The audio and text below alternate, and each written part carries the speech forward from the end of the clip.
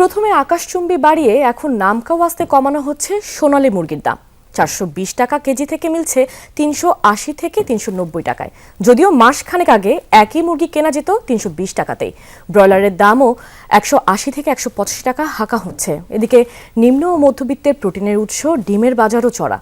লাল ডিমের ডজন বিকোচ্ছে 120 টাকা করে। বিক্রেতারা বলছেন জ্বালানি সংকটের প্রভাবে সরবরাহ কমেছে। একই চিত্র রাজধানীর বাইরেও। আরও জানাচ্ছেন আমাদের সহকর্মীরা। সিলভার টিপ কন্ট্যাক্টে তৈরি নিরাপদ ও নান্দনিক ক্লিক সুইচ নির্ভরতা জীবন জুড়ে। প্রায় এক মাস ধরে মুরগির বাজার কিছুটা চড়া যাচ্ছে। সোনালী মুরগির দাম আকাশচুম্বী বাড়ানোর পর এখন নামকাওয়াস্তে কিছুটা কমানো হয়েছে। 420-440 টাকা কেজির মুরগি এখন 380-390 টাকায় মিলছে, কিন্তু মাসখানেক আগেও সেই একই মুরগি কেনা গিয়েছিল 290 থেকে 320 টাকাতে।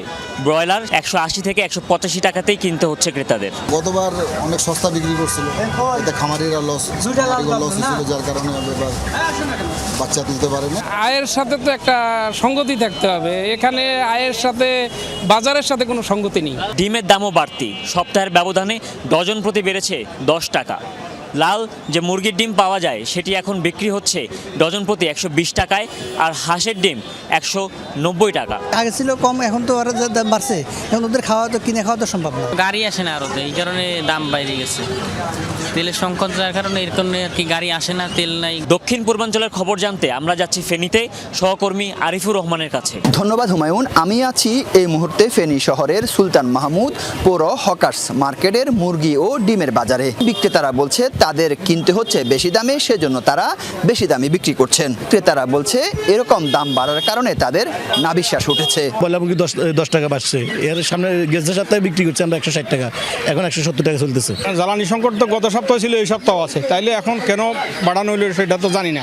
ডিমের প্রতি শতের মূল্য 50-60 টাকা বাড়লেও বাস্তবে খুচরা পর্যায়ে বেড়েছে প্রতিটি ডিমের দাম 1 টাকা থেকে 1.5 টাকা।